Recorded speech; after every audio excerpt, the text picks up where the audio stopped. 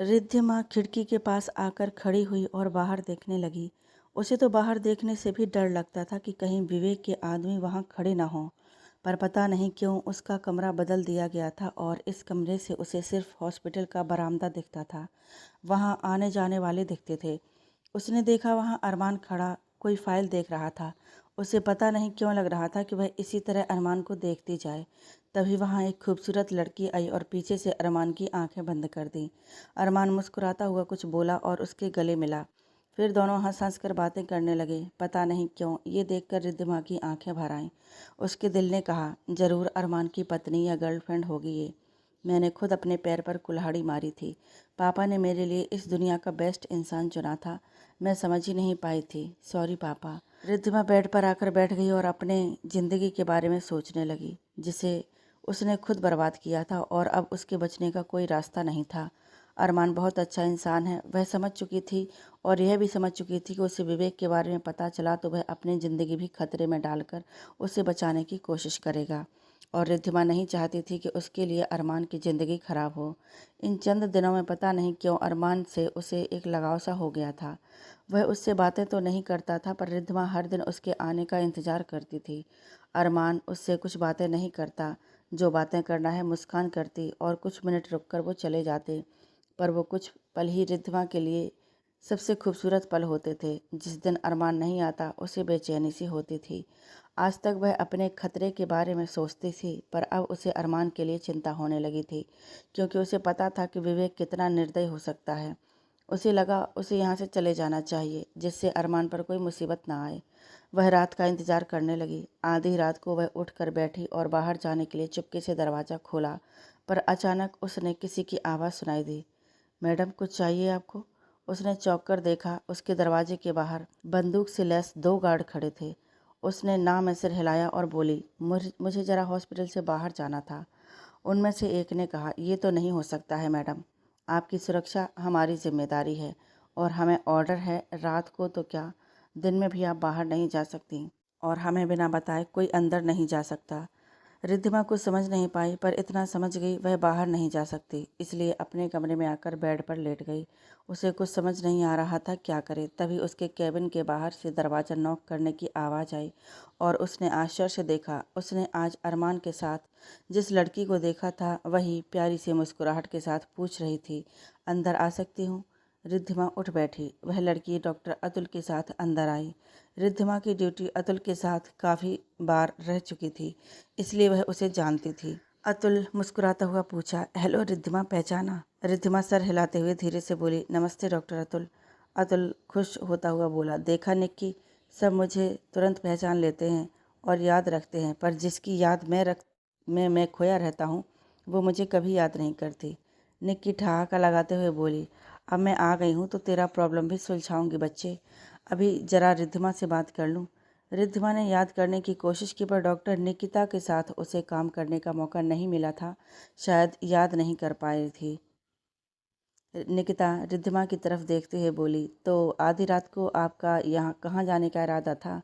रिद्धिमा कुछ नहीं बोली, सिर्फ आंखें झुकाकर बैठी रही। निकिता हंसकर बोली, आपको पता भी है, इस तरह आप चोरी छुपे यहाँ से चली जाती तो कितनों की शामत आती।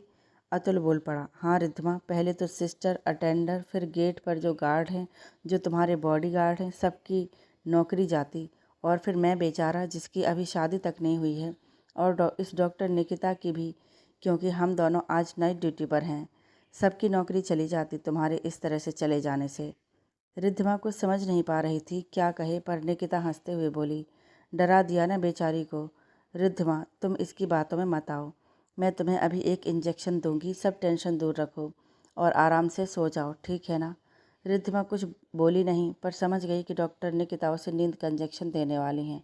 निकिता इंजेक्शन देने के बाद जाने के लिए मुड़ी ही थी कि उसे रिद्धिमा की आवाज़ सुनाई दी, मैम प्लीज़ एक बात पूछना था, मेरे लिए बॉडीगार्ड किनने नियुक्त किए? निकिता उसे देखकर मुस्कुराई और जाते हुए बोली, डॉक्टर अरमान, और कौन? जब रिद्धिमा की नींद खुली तो डॉक्टर शुभंकर को अंदर आते देखा। उन्होंने मुस्कुराते हुए गुड मॉर्निंग कहा और बताया कि आज रिद्धिमा के सर का एक स्कैन करना पड़ेगा, सिर का। सिस्टर ने उसे तैयार कर दिया तो वह उसके साथ स्कैन कराने गई और जब वापस आई तो अरमान और मुस्कान को केबिन में देखकर ठिठक गई। वह जानती थी उनको उसके भागने के बारे में पता चल गया होगा और वो डर रही थी कि पता नहीं दोनों क्या रिएक्ट करें। उसे दरवाजे पर खड़े देखकर मुस्कान जोर से बोली, अंदर आ जाओ। रिद्धिमा, तुमसे पूछना है कुछ। रिद्धिमा नजरें नीचे करती हुई आई और चुपचाप खड़ी हो गई। उसे खड़ा देखकर अरमान समझ गया कि वह घबरा गई है, इसलिए वह बोला, बैठ जाओ रिद्धिमा और डरो मत। मुस्कान ने तिरछी नज़रों से अरमान को देखा और विरक्त भाव से रिद्धिमा की ओर देखते हुए कुछ ऊंची आवाज़ में पूछी, ये आधी रात को आप कहाँ भाग रहे थे? आपकी आदत है क्या ये? रिद्धिमा समझ गई कि मुस्कान उसके अरमान के घर से भागने की बात याद दिला रही है। उसकी आंखें भर आईं और वह अपने नाखून को रेतने लगी। मुस्कान तेज आवाज़ में बोली, क्या हुआ? कोई जवाब नहीं सूझ रहा? रिद्धिमा के होंठ थरथरा उठे, पर उसके जवाब देने से पहले ही उसे अरमान की नाराज़गी भरी आवाज़ सुनाई दी। मुस्कान, ये क्या तरीका है बात करने का? तू जा, तेरी ड्यूटी है ना, मैं कर लूँगा रिद्धिमा से बात।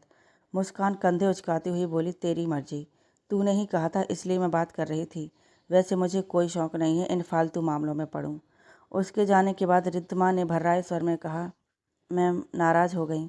अरमान मुस्कुराता हुआ बोला, डोंट वरी, उसका गुस्सा नाक पर रहता है। कुछ देर में मुझे ढूंढते हुए आ जाएगी, देखना। वैसे इस गरीब का पॉकेट आज खाली होगा क्योंकि उसकी सारी पसंदीदा चीज़ें खिलानी होंगी मुझे इस अपराध की माफ़ी के लिए। अरमान के कहने पर के अंदाज पर रिद्धिमान के होंठ मुस्कुरा उठे। अरमान मुस्कुराता हुआ बोला, ये हुई ना बात। अब बताओ तुम्हें कहाँ जाना है? हम गाड़ी अरेंज कर देंगे, तुम चली जाना। रिद्धिमा के पास कोई जवाब ना पाकर अरमान बोला, देखो रिद्धिमा, मैंने पहले भी कहा था कि हम इतना चाहते हैं कि तुम सही सलामत अपने परिवार के पास चली जाओ। हम तुम्हारी निजी ज़िंदगी में बिल्कुल भी दखल नहीं देंगे। पर रिद्धिमा उसकी ओर देखते हुए पूछी, आपने पर्सनल सिक्योरिटी क्यों रखा मेरे लिए? अरमान बोला, मुझे इतना समझ आ गया है कि तुम्हारी जान को किसी से खतरा है और मैं नहीं चाहता तुम्हें कोई नुकसान पहुंचे। रिद्धिमा ने उसे आश्चर्य से देखा।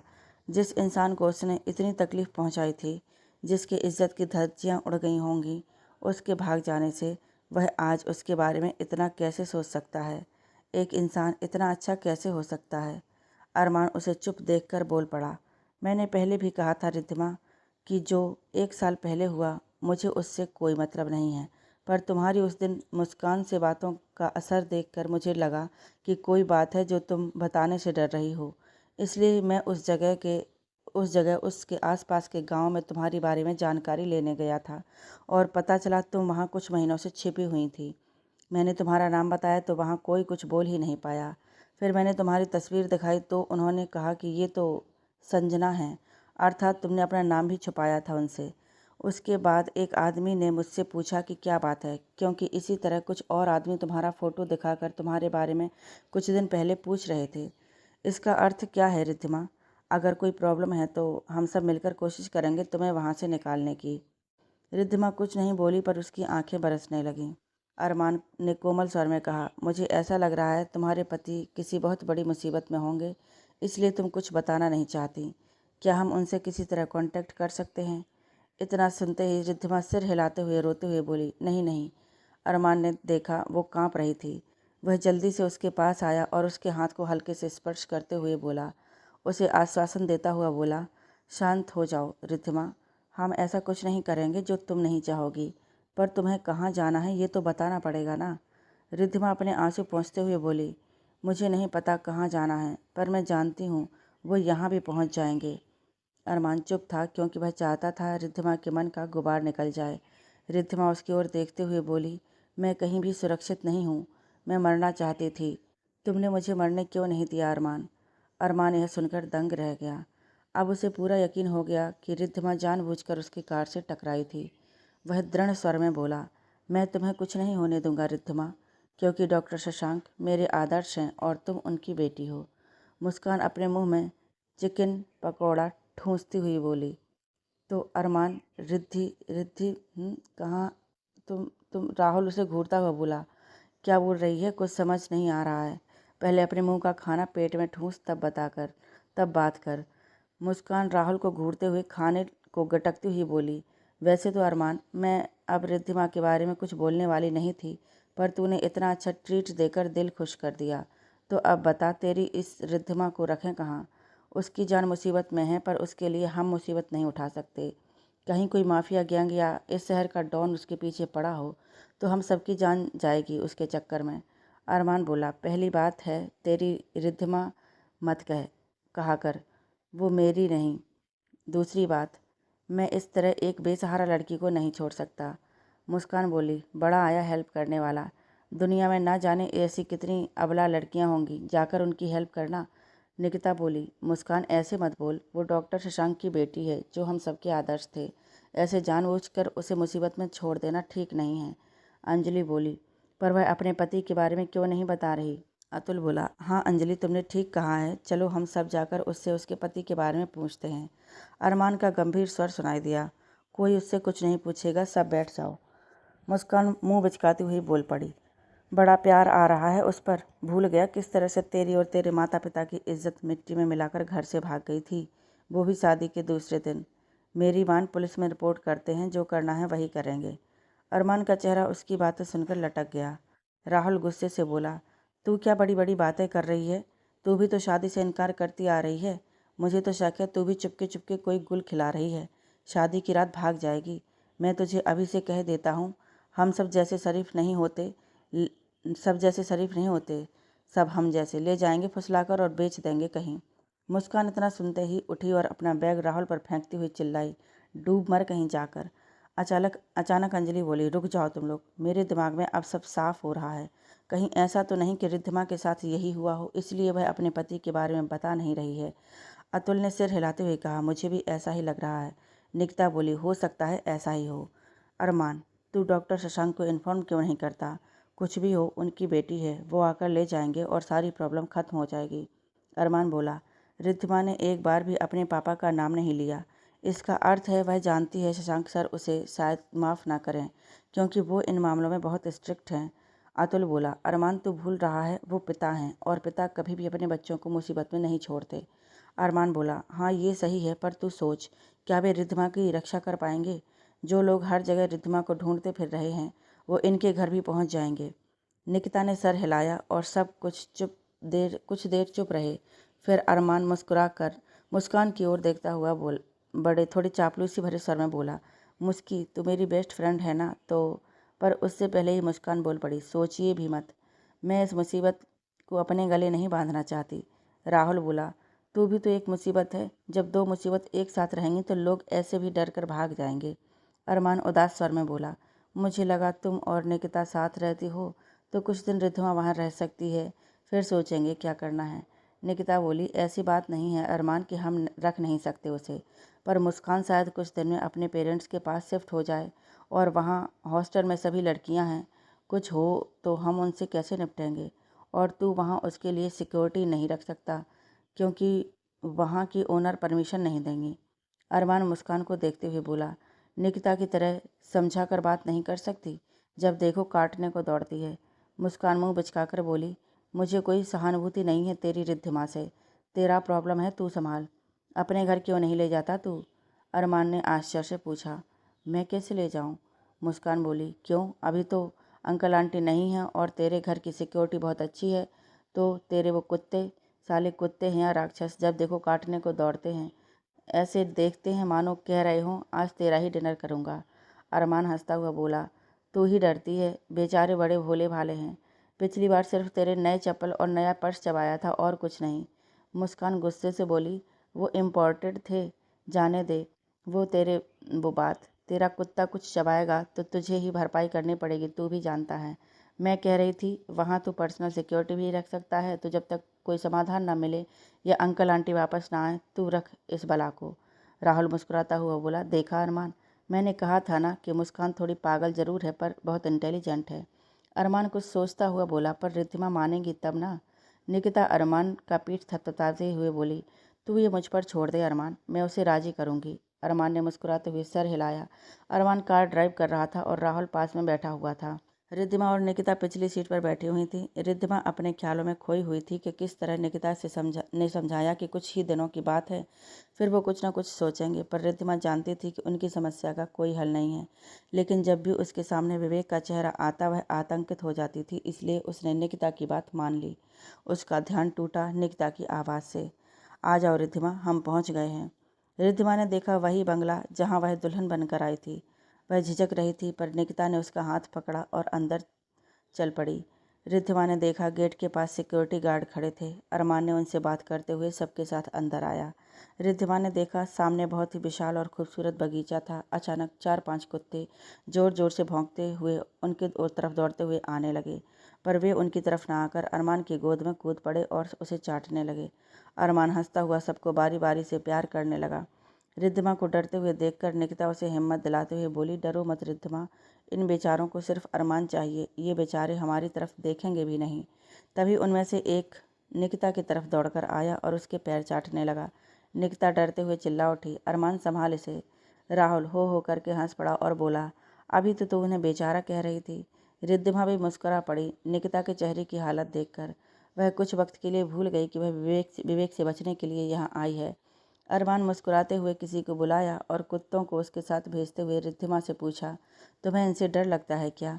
रिद्धिमा ना में सिर हिलाते हुए धीरे से बोली, मुझे कुत्ते पसंद हैं। अरमान मुस्कुराता हुआ बोला, बाद में इनसे तुम्हारा परिचय करवाऊंगा, अभी अंदर चलें। अंदर आकर राहुल और निकिता थोड़ी देर बैठे और फिर चले गए, क्योंकि दोनों की नाइट ड्यूटी थी। अरमान ने एक ज्येष्ठ आदमी को बुलाया जिसे वह काका कह रहा था और पूछा, आपने कमरा साफ करवा दिया ना काका? काका कुछ देर वैसे ही खड़ा रहा, फिर बोला, भूल गया बाबा। अरमान उनकी ओर देखता हुआ बोला, उफ, लगता है आपके दिमाग का इलाज कराना पड़ेगा मुझे काका। अब हमारी मेहमान कहाँ रहेंगी बताओ आप? रिद्धिमा ने मेहमान सुना तो पता नहीं कैसा अजीब सा महसूस हुआ उसे। उसके दिल ने कहा, तेरी भी क्या किस्मत है रिद्धिमा, जो तेरा अपना घर बन सकता था आज तू वहाँ मेहमान है। उसने सुना काका कह रहे थे, बिटिया आज गेस्ट रूम में रह जाओ, कल सुबह ही मैं वो कमरा साफ करवा दूंगा। रिद्धिमा को वैसे ही खड़ा देखकर अरमान बोला, तुम्हारे कमरे के पास ही मेरा कमरा होगा, कुछ ज़रूरत हो या डर लगे तो मुझे आवाज़ दे देना, पर डरने की कोई बात नहीं है। सिक्योरिटी गार्ड हैं जिनके परमिशन के बिना अंदर आना मौत को दावत देना है, और मेरे प्यारे कुत्ते हैं जो सारी रात खुले घूमते हैं, अनजान किसी को देखते ही उसके टुकड़े कर डालेंगे। रिद्धिमा ने मन ही मन कहा, तुम हो तो मुझे कोई डर नहीं है अरमान। पर उससे बोली, आपके पेरेंट्स? अरमान बोला, वो वर्ल्ड टूर पर गए हैं, उनके लौटने में देर है, तब तक तुम आराम से रहो यहाँ। मैं दिन में ड्यूटी पर जाऊँगा, पर तुम्हें डरने की ज़रूरत नहीं है। हाँ, और कुछ ज़रूरत हो तो काका से कहना। रिद्धिमा ने हाँ में सिर हिलाया, पर उसके दिल ने उसे झिड़कते हुए कहा, देखा रिद्धिमा, तेरे पापा ने तेरे लिए हीरा चुना था और तुमने अपनी बेवकूफ़ी की वजह से खो दिया उसे। तूने उसके साथ इतना बड़ा धोखा किया था, फिर भी वह आज तेरे साथ खड़ा है, पर तुम्हारे उस अपराध की सज़ा भगवान तुम्हें दे रहे हैं और देंगे। काका की आवाज़ से उसका ध्यान टूटा। बेटी आप आओ मेरे साथ। रिद्धिमा ने सिर हिलाया और उसके पीछे चल पड़ी। सुबह किसी के दरवाज़ा पीटने से उसकी नींद टूटी। पहले तो वह डर गई, पर जैसे ही उसे याद आया कि वह अरमान के घर में है, डर एक पल में भाग गया। उसने देखा धूप काफ़ी चढ़ गई चुकी थी। उसे काका की आवाज़ सुनाई दी, बेटी दरवाज़ा खोलिए, आप ठीक है ना? रिद्धिमा दरवाज़ा खोलते हुए बोली, सॉरी काका, आज काफ़ी दिनों बाद इतनी अच्छी नींद आई। काका ने मुस्कुराते हुए कहा, अच्छी नींद सेहत के लिए ज़रूरी है बेटा। अच्छा बेटी, मैंने आपका कमरा रेडी कर दिया है, चलिए आपको दिखा देता हूँ। आपके फ्रेश होने तक मैं नाश्ता बना लेता हूँ।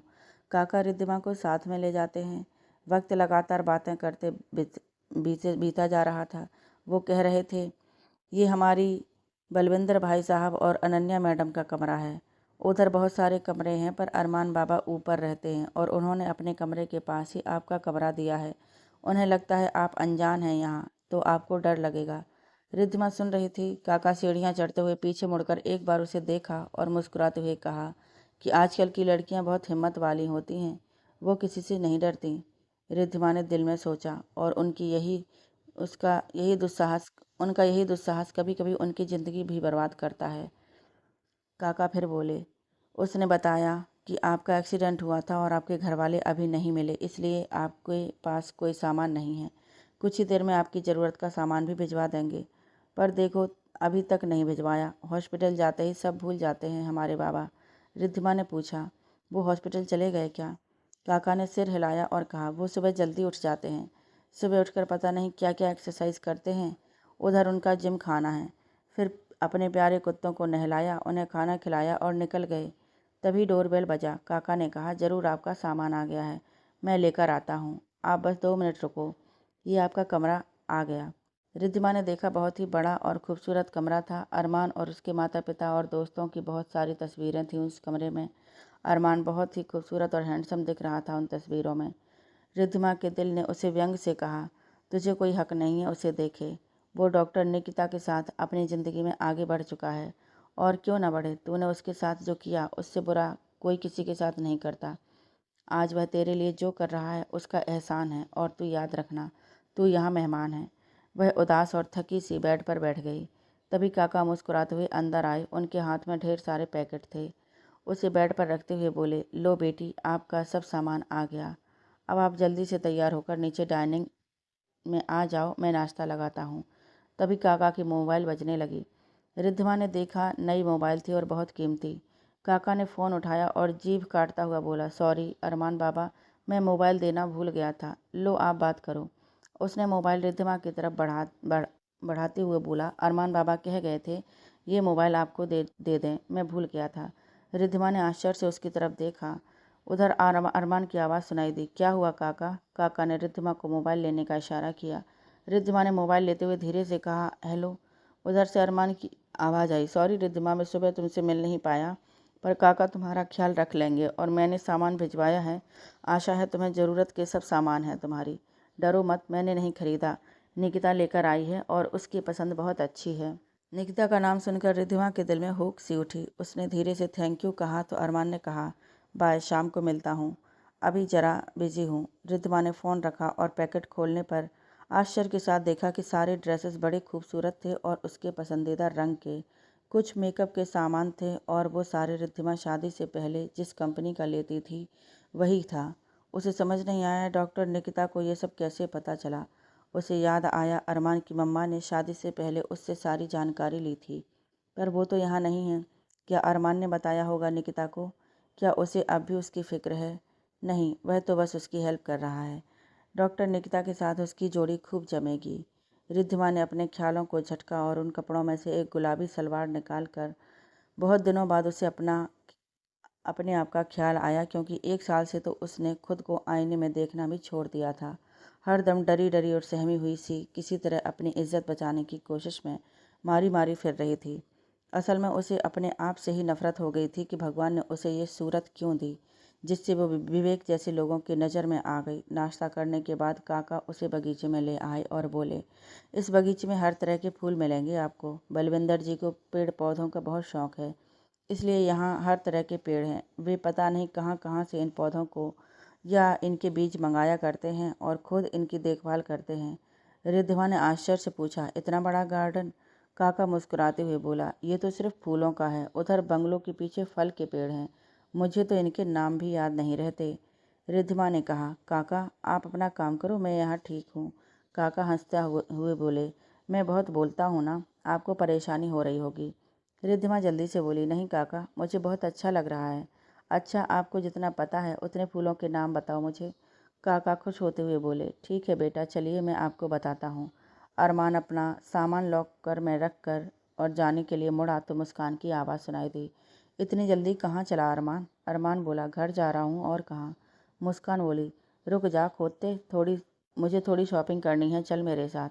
अरमान बोला, आज नहीं मुस्कान, आज तू राहुल के साथ चली जा। मुस्कान उसे घूरते हुए बोली, तू तो ऐसे भाग रहा है जैसे नई दुल्हन तेरे घर में इंतजार कर रही है। अरमान गुस्से से बोला, तेरा बकना जरूरी है क्या? राहुल अंदर आता हुआ बोला, उसे छोड़ अरमान, तू बता रिद्धिमा कैसी है? अरमान ने जवाब दिया, ठीक ही होगी, मैं तो सुबह से ही हॉस्पिटल आ गया था।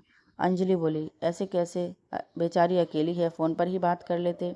अरमान थोड़ा चुप रहा, फिर बोला, मुझे लगा अगर वो मुझे गलत समझे इसलिए। पर उसके पूरा होने से पहले ही मुस्कान हाथ हिलाते हुए बोली, आहा, जो खुद गलती करती है वो भी अब दूसरों को गलत समझ सकती है। अरमान उसे घूरते हुए बोला, मुझे लगता है मुस्की, हमें इस टॉपिक पर बात नहीं करनी चाहिए, कम से कम तुझसे, क्योंकि तुझे पता है मैं कितना परेशान हूँ, फिर भी जानबूझकर मेरी टांग खींच रही है। मुस्कान ने उसी तरह कहा, परेशानी को तू खुद गले लगाया है अरमान डियर। मैंने तो कहा था पुलिस को इन्फॉर्म कर देते हैं, वो उसके परिवार को ढूंढ निकालेंगे। अरमान गुस्से से बोला, ठीक है, तूने सही कहा, मैं अभी जाकर उसे घर से निकाल देता हूँ। इतना कहकर वह सबको हैरान करता हुआ वहाँ से आंधी की तरह निकल गया। राहुल ने मुस्कान को गुस्से से देखा और अरमान के पीछे दौड़ा। मुस्कान ने अरमान को इतने गुस्से में कभी नहीं देखा था, इसलिए चुपचाप बैठ गई। राहुल अरमान के पास पहुंचता हुआ बोला, यार तू तो जानता है मुझके दिल की बुरी नहीं है, उसे तेरी फिक्र है बस। अरमान परेशान सा बोला, मैं जानता हूँ राहुल, पर मैं रिद्धिमा को लेकर सच में परेशान हूँ। मुझे उसकी सुरक्षा की चिंता है, पर मैं ज़्यादा दिन उसे अपने घर नहीं रख सकता। मैं उसकी गुत्थी सुलझाना चाहता हूँ, पर वह कुछ बोल नहीं रही है। मैं क्या करूँ, क्या बात करूँ? वो डॉक्टर शशांक की बेटी है, मैं कभी नहीं भूल सकता। मुझे उसकी फ़िक्र है राहुल। राहुल उसकी ओर गहरी नज़र से देखता हुआ बोला, सच में सच बता अरमान, तू अभी भी उसे चाहता है? यह सुनकर अरमान कुछ क्षण चुप रहा, फिर बोला, मैं उसे चाहता हूँ या नहीं, ये अभी कोई मायने नहीं रखता राहुल। मुझे ये बात हर वक्त याद रहती है कि उसकी मेरे साथ शादी ज़बरदस्ती हुई थी। वह मुझे पसंद नहीं करती और अब उसकी ज़िंदगी में कोई बड़ा तूफ़ान आया है जिससे वह उभरना उसे नहीं आता, और मुझे उसके साथ तब तक रहना है जब तक मैं ना उसे सही जगह ना पहुंचा दूं। अरमान अंदर आया और वहां रिद्धिमा को ना पाकर काका से पूछा कि वो कहाँ है, तो काका ने उत्तर दिया, शायद सो गई है बेचारी। मैं सारा दोपहर उसके साथ बकबक करता रहा और वो बेचारी सुनती रही। अरमान मुस्कुराते हुए बोला, ठीक है काका, मुझे थोड़ी कॉफ़ी बना दीजिए, मैं फ़्रेश होकर आता हूँ। जब वह फ्रेश होकर अपने कमरे से बाहर निकला तो देखा रिद्धिमा के कमरे का दरवाज़ा खुला हुआ था। अरमान ने सोचा शायद वह उठ गई हो, इसलिए वह दरवाजे के पास आया और झांका, पर वह तकिए को खुद से लिपटा कर सो रही थी। आज शायद पहली बार उसे अरमान ने इतने चैन से सोते हुए देखा था। अरमान के होंठों पर मुस्कुराहट आ गई, वह देखकर कि बाहर खिड़की से रोशनी उसके चेहरे पर आ रही थी और वह नींद में ही मुंह बना रही थी। अरमान बहुत धीरे कदमों से अंदर आया और खिड़की बंद कर दी। रिद्धिमा के बाल हवा से उसके चेहरे पर बिखर रहे थे। उसने गुलाबी चुनरी से खुद को ढक रखा था, जिसे देखकर लग रहा था कोई नई दुल्हन हो। अरमान सब कुछ भूलकर उस खूबसूरत नज़ारे को देखने में खो गया। तभी रिद्धिमा ने नींद में करवट बदली और अरमान को जैसे होश आया। उसे डर लगा कहीं रिद्धिमा की नींद ना खुल जाए और वह उसे गलत समझे, पर रिद्धिमा शायद गहरी नींद में थी। उसे शायद ठंड लग रही थी, इसलिए वह अपने पैरों को मोड़ते हुए सिमट कर सो गई। अरमान ने धीरे से एक चादर उसे उठाई और कमरे से निकल आया। कार के हॉर्न सुनकर रिद्धिमा की नींद खुल गई। उसने देखा खिड़की बंद थी और वह एक चादर ओढ़ी थी। उसे लगा काका आए होंगे अंदर। वह उठकर बालकनी में आई और देखा निकिता खड़ी थी और अरमान से कुछ कह रही थी। अरमान सर झटक रहा था। तभी निकिता ने उसके गाल पर हाथ फेरते हुए कुछ कहा तो अरमान ने भी कुछ कहा और फिर दोनों अंदर की तरफ चल पड़े। रिद्धिमा की आंखें भर आईं, क्योंकि उसे लग रहा था जो उसका हक था अब निकिता का उस पर अधिकार है। उसे पता नहीं था कि अरमान को निकिता मनाने आई थी, क्योंकि मुस्कान ने उसे भेजा था। मुस्कान अरमान के वापस आने के बाद कई बार फ़ोन कर चुकी थी, पर उसने नहीं उठाया था, इसलिए निकिता समझाने आई थी और अरमान मुस्कान से बात करने को तैयार हो गया था। वैसे भी उसे पता था कि मुस्कान को उसकी फ़िक्र है, इसलिए वह ऐसी बातें कर रही थी। वह कुछ देर अपने कमरे में रही, फिर लगा उसे डॉक्टर निकिता से मिलना चाहिए, वरना वो बुरा मानेगी। वह डॉक्टर मुस्कान से डरती थी, पर डॉक्टर निकिता उसे अच्छी लगती थी। वह नीचे आई और काका से पूछा तो पता चला वो दोनों गार्डन में हैं। रिद्धिमा थोड़ा हिचक रही थी वहाँ जाने से, पर काका बोले, बेटी जाओ ना गार्डन में, डॉक्टर निकिता आपके बारे में ही पूछ रही थी। रिद्धिमा ने सिर हिलाया और गार्डन में आई और देखा दोनों झूले पर बैठकर धीरे धीरे बात कर रहे हैं। उसे लगा वहाँ अभी जाना ठीक नहीं है, सो मुड़ कर वापस जाने लगी, पर अरमान के मुंह से अपना नाम सुनकर ठिठक गई। वह कह रहा था, निक्की मैं क्या करूं बताओ, मैं रिद्धिमा को घर से नहीं निकाल सकता, मैं इतना परेशान हूँ और मुस्कान समझती नहीं है। निकिता बोली, छोड़ ना मुस्कान को, तुझे शायद पता होगा वो तेरी हालत समझकर तुझसे ऐसा परेशान हो रही है। अरमान बोला, पता है मुझे, मेरी बेस्ट फ्रेंड है वो, उसके दिल की बात मैं नहीं समझूंगा, पर मेरी भी तो वो समझे ना। मैं रिद्धिमा पर कोई दबाव नहीं डाल सकता, पर यह भी टेंशन है कि पता नहीं मेरे पेरेंट्स कब लौट आएँ। उससे पहले मुझे रिद्धिमा को सही सलामत कहीं पहुंचाना है, जहां वो जाना चाहे। निकिता बोली, ये बात रिद्धिमा को भी समझनी पड़ेगी अरमान। अरमान ने कुछ जवाब नहीं दिया। रिद्धिमा की आंखें आंसू बरसने लगी। इससे उससे पहले ही वह वहाँ से चली आई। कभी उसने खुद अरमान को रिजेक्ट किया था और अब जब उसे उसकी पनाह चाहिए थी, अरमान चाहता था कि वह वहाँ से चली जाए। अरमान चाहे कितना अच्छा हो, पर उसके पेरेंट्स को ज़रूर ये नागवार गुजरेगा कि जिस लड़की ने उसकी इज्जत खराब की है वो यहाँ रहे। उसे जाना होगा। अब वह और अरमान को परेशान नहीं कर सकती। कुछ दिन बीत गए थे रिद्धिमा को वहाँ रहते हुए। अरमान का रूटीन एक जैसा ही था। वह सुबह जल्दी हॉस्पिटल जाना, शाम को आकर रिद्धिमा के साथ डिनर करना, उसकी सेहत के बारे में पूछना, फिर अपने कमरे में जाना। उसने रिद्धिमा से उसके अतीत के बारे में ना कुछ पूछा था और ना ही रिद्धिमा ही खुल पाई थी। पर रिद्धिमा के लिए एक मुश्किल ये हो रही थी कि उसे इस घर से प्यार होने लगा था और यहाँ से जाने की बात सोचते ही रोना आता था। अरमान ने बातों ही बातों में उसे एक दिन बताया कि अगर वह पढ़ना पसंद करती है तो अरमान की लाइब्रेरी में जाकर पढ़ सकती है। वह घर के अंदर बने उस छोटी सी लाइब्रेरी में उसे ले आया और उसे देखते ही रिद्धिमा को अपने घर में बने पापा की लाइब्रेरी की याद आ गई। अरमान के जाने के बाद उसने पुस्तकों को देखना आरंभ किया और देखा सभी तरह की पुस्तक थे वहाँ, पर ज़्यादातर मेडिकल से संबंधित किताबें थीं। अगले दिन वह लाइब्रेरी में आई और कुछ पढ़ने का इरादा किया और उसे आश्चर्य सा लगा। अचानक जैसे उसे प्रेम कहानियों से नफरत सी हो गई थी। उसे पहले इन किताबों का कितना शौक था कि पापा से छुपाकर अपने कमरे में रखती थी। पापा चाहते थे वो लाइब्रेरी में अच्छी किताबें पढ़े, मेडिकल में काफ़ी ज्ञान प्राप्त करे, पर रिद्धिमा ने कभी भी लाइब्रेरी की तरफ मुख नहीं किया था। उसने अपने पापा को अपनी इन हरकतों से पता नहीं कितनी तकलीफ़ें पहुंचाई थीं, जिसका नतीजा आज भुगत रही है वो। अचानक उसकी नज़र कुछ पुस्तकों पर गई जो वह अक्सर अपने पापा के हाथों में देखती थी। उसने वो किताबें निकाली और पलने पलटने आरंभ किया और अचानक वह कांप गई। पापा के हाथ की लिखावट थी पहले पेज पर, डॉक्टर शशांक की तरफ से डॉक्टर अरमान को। उसने देखा बहुत सारी किताबों में यही लिखा था। उसे तो पता ही नहीं कब पापा ने अरमान को ये पुस्तकें दी थी। इसका अर्थ है पापा अरमान को पहले से ही अच्छी तरह से जानते थे और बहुत पसंद करते थे, वरना पापा अपनी फेवरेट किताबें किसी को नहीं देने वाले थे। उसने पापा की लिखावट पर हाथ फेरा और उसकी आंखों से टप टप आंसू गिरने लगे। तभी काका वहां आ गए और उसे रोता देखकर बोल उठे, बेटी, आपकी आंखों में आंसू क्यों हैं? कुछ हुआ है क्या? आप मुझे बता सकती हैं?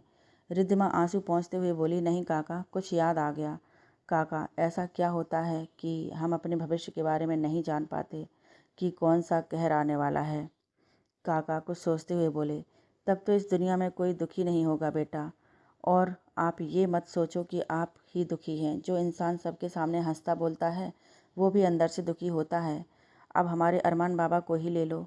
क्या आपको पता है उनके साथ कितना गलत हुआ? रिद्धिमा ने उसकी तरफ देखा तो काका बोले, आप मेरी बेटी जैसी हो इसलिए बता रहा हूँ। इतना भला इंसान है हमारा अरमान बाबा, पर देखो शादी करके जिस लड़की को लाए वो उसी रात उस किसी के साथ भाग गई। रिद्धिमा यह सुनते ही कांप गई। काका बोल रहे थे, मेरी बिटिया उस समय बीमार थी इसलिए मैं गांव चला गया था, पर अरमान बाबा को बहुत अफसोस था कि मैं उसके इतने बड़ी खुशी के दिन में उसके साथ नहीं हूँ। पर मैं जब कुछ दिन बाद वापस आया तो सब कुछ खत्म हो चुका था। रिद्धिमा ने कांपते स्वर में पूछा, आपने उसे नहीं देखा? काका ने कहा, किसे? उस लड़की को? नहीं बेटी, अनन्या मैडम को उस पर इतना गुस्सा था कि सारे फ़ोटोज़ उन्होंने जला दिए थे। पर अरमान बाबा शायद उसे अभी तक भूल नहीं पाए, इसलिए उसके लिए उसने जो भी खरीदा था उसी तरह रखा हुआ है। आप जिस कमरे में रहती हैं वो उनका कमरा था, जिसे अरमान बाबा अंदर तक अब तक बंद ही रखते थे, पर आपके लिए वो कमरा खोल दिया। मुझे लगता है वो अब उसे भूलना चाहते हैं। रिद्धिमा के दिल ने कहा, ये सच है, वह अब तुझे और उस हादसे को भूलना चाहते हैं रिद्धिमा, क्योंकि उसके जीवन में डॉक्टर निकिता हैं। कितने खुश रहते हैं दोनों जब साथ रहते हैं। तुझे कोई हक नहीं कि अब यहाँ रहे। तू जब तक यहाँ रहेगी खुश रह, जिससे यह यादें तेरे साथ रह जाएं। रिद्धिमा अब काका को घर में कामों में भी मदद करने लगी। एक दिन जब अरमान नींद से उठा तो 8 बज रहे थे। वह जल्दी से फ्रेश हुआ और डाइनिंग रूम में आता हुआ चिल्लाया, काका किधर हो? इतनी देर हो गई और आपने मुझे उठाया नहीं। अब मैं अपना बाकी काम कब निपटाऊंगा और कब हॉस्पिटल जाऊंगा? काका टेबल पर नाश्ता रखते हुए बोले, आप आराम से नाश्ता करो बेटा, आपका काम रिद्धिमा बेटी ने कर दिया है। अरमान चौंकता हुआ बोला, क्या मतलब? काका हंसते हुए बोले, रिद्धिमा बेटी का आपके प्यारे कुत्तों से अच्छी दोस्ती हो गई है। उसने सबको नहलाया और खिला भी दिया है और फिर आपका नाश्ता तैयार करके मुझे सख्त हिदायत दी है कि आपको बिना खाए जाने ना दूं। अरमान आश्चर्य से बोला, कब की उसने मेरे प्यारे कुत्तों से दोस्ती? इसका मतलब उसे भी मेरी तरह इनसे प्यार है। और अब वो कहाँ हैं? काका बोले, अभी गई है मंदिर की सफाई करने। कह रही थी कि मंदिर इस तरह से अस्वच्छ रहे अच्छा नहीं लगता। अरमान यह सुनकर जितना आश्चर्य हुआ उतनी भी खुशी भी हुई।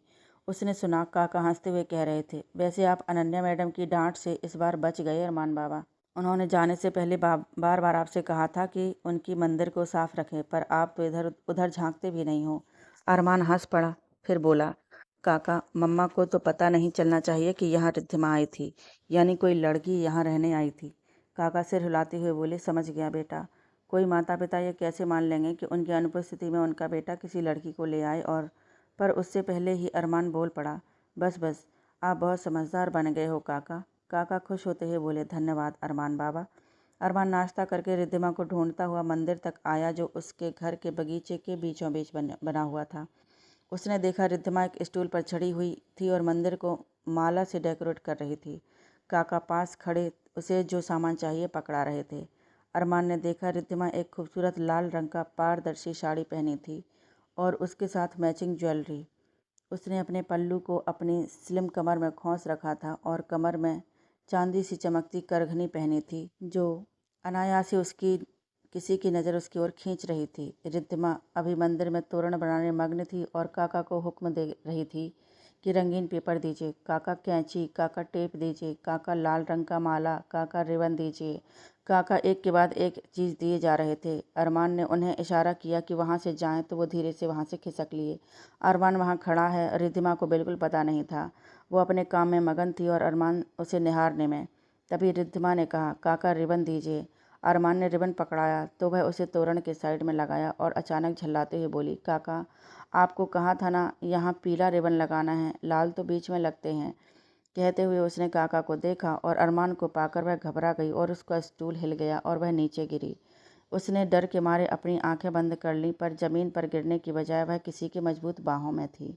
पर उसकी साड़ी का पल्लू उसकी कमर से निकल गया था और अरमान के चेहरे को ढक चुका था।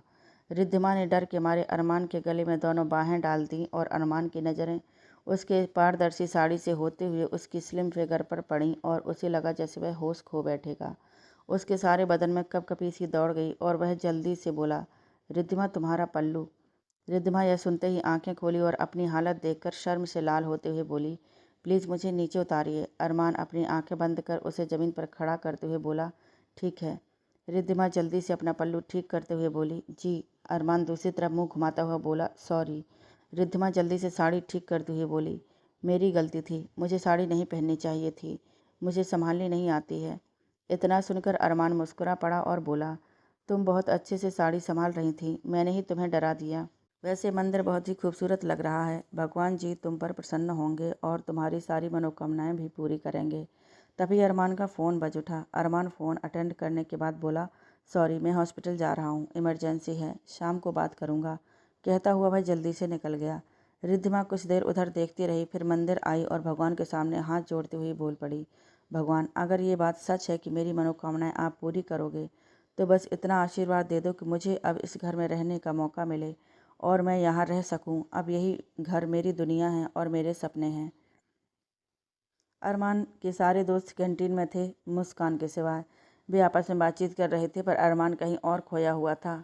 उसके सामने अभी भी वह सुबह का खूबसूरत दृश्य घूम रहा था। उसे पता था वह फिर से रिद्धिमा के प्यार में डूब रहा है, इसलिए उससे दूर रहने की कोशिश करता, पर पहला प्यार भुलाए नहीं भूलता, और यही हो रहा था अरमान के साथ।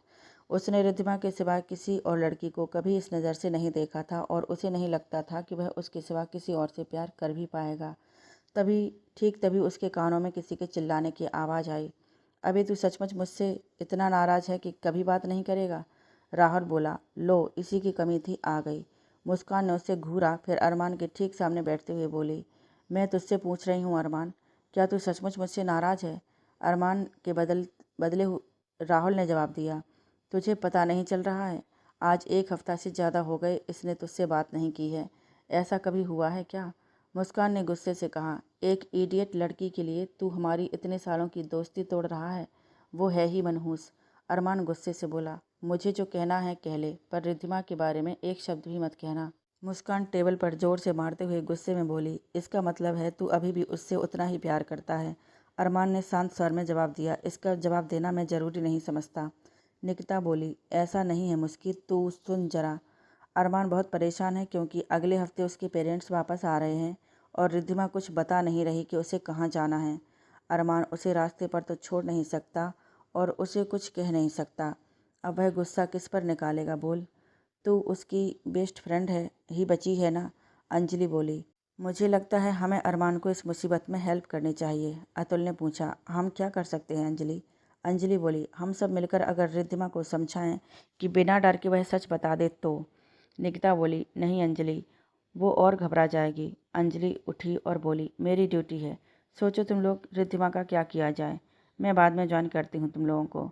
अतुल, अभिमन्यु, निक्की और अरमान ड्यूटी पर चले गए, पर मुस्कान वैसे ही गुम होकर बैठी रही। राहुल ने पूछा, क्या सोच रही हो? मुस्कान ने उत्तर दिया, रिद्धिमा नामक बला की प्रॉब्लम को सुलझाने की कोशिश कर रही हूँ। राहुल मुस्कुराता हुआ बोला, बैंक गॉड, तुझे अक्ल तो आई कि तूने उस अबला लड़की के बारे में सोचा। मुस्कान बोली, डम्बो कहीं का, मुझे उस मनहूस से कोई लेना देना नहीं है, मैं अरमान को मनाने के लिए ऐसा कर रही हूँ। राहुल बोला, मैं समाधान बताता हूँ, अपने साथ रख ले उस बेचारी को। इतना सुनते ही मुस्कान राहुल के सर पर जोर से चपत लगाते हुए गरजी, चुप रह, ये मुझे भी पता है, पर मैं ऐसा नहीं करने वाली हूँ। राहुल अपने सर पर हाथ फेरते हुए बोला, उफ, हाथ है कि हथौड़ा, मैं समाधान दिया, अब तू सोच, तुझे अपना गुस्सा प्यारा है या अरमान की दोस्ती।